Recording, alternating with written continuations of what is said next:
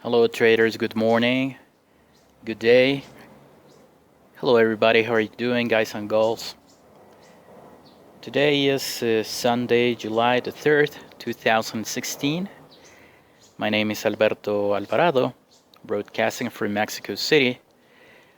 And as I explained in my yesterday's webinar delivery, today I wanted to broadcast another one, at least briefly.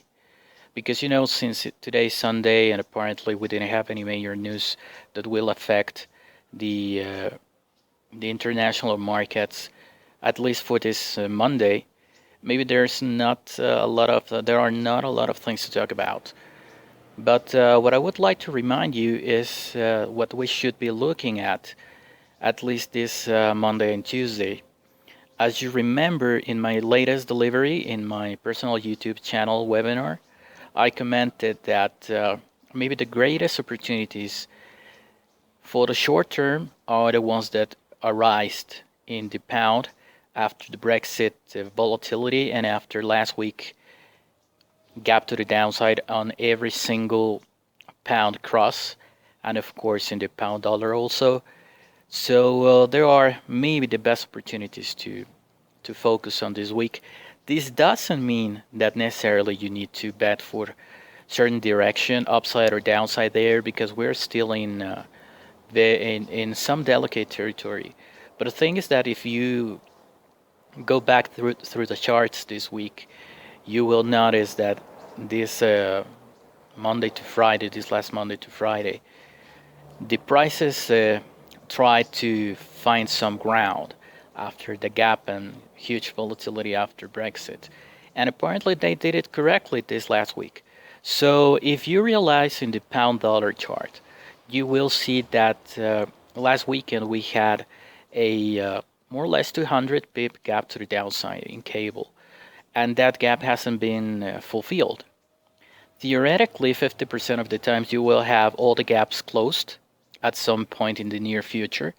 That's not necessarily true all the time, but in this case, maybe will be. So more or less, the market is at 136 something in the pound. No, it's 132, 33 something, and the gap will be closed at 136.20, 37, 1.37. So maybe it would be a good idea to focus on that gap closing in any case that you find that your own analysis throw the strength to the upside. Why I'm saying this? Because the good thing about the gaps is that 50% of the times those gaps are no-brainers. That means that 50% of the times the gaps will try to be fulfilled every time.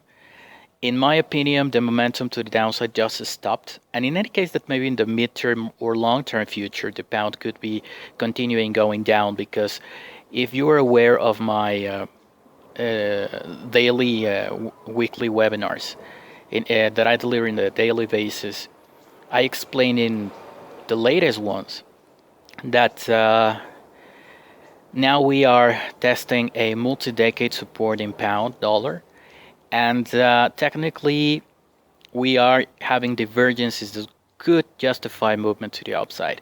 In any case that this technical information is wrong, we will need a lot of movement to the downside to deny those divergences. So no matter if the price continues going down, this shouldn't affect the overall potential technical and fundamental movement to the upside. And besides, I hold a bullish bias on cable after Brexit.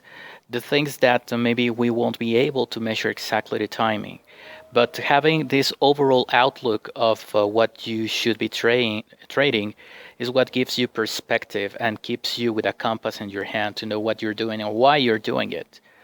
So in this case, bottom line is, if you share my opinion that this gap will be closed, the things that you try to find the optimal technical settings for you to bet to that close to be that gap to be closed.